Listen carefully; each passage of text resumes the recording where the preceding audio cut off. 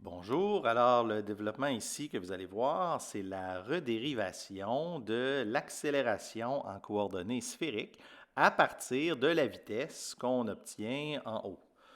On fait la dérivée par rapport au temps de trois produits. Donc, pour chaque produit, c'est la dérivée du premier terme fois le deuxième terme, plus le premier terme fois la dérivée du deuxième, toujours par rapport au temps. Ensuite, on applique simplement la règle des dérivés en chaîne en sachant que certains termes qu'on vérifie à la page 706, des dérivés, par exemple, la dérivée de euro par rapport à rho est nulle, donc on ne l'écrit pas. Donc, on a simplement appliqué les termes de la dérivée en chaîne pour chacun des vecteurs. Ensuite, on utilise vraiment les expressions complètes pour les dérivés.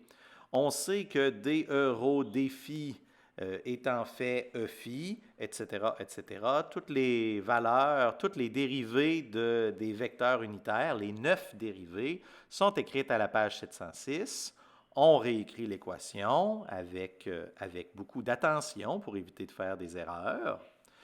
Donc ici, ensuite, on doit rassembler les termes par vecteur de base. Donc, moi, je prends des codes de couleur. Donc, tous les termes en euros, je les souligne, j'utilise la couleur bleue, je les rassemble. Pour l'instant, je n'additionne pas. Je veux être capable de m'assurer de vérifier que je n'ai pas fait d'erreur.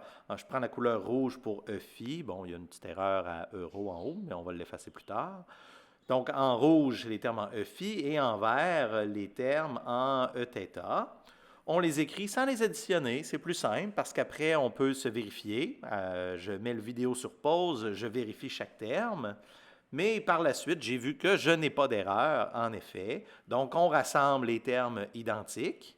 Puis, on écrit en termes de euro, on corrige la petite erreur de tantôt, en termes de EFI et en termes de Eθ. Et on remarque que cette équation est presque l'équation 31 de Greenberg à la page 707 parce que le terme il y a un θ point remplace le phi point de Greenberg. Donc, en effet, il y a une erreur dans le Greenberg.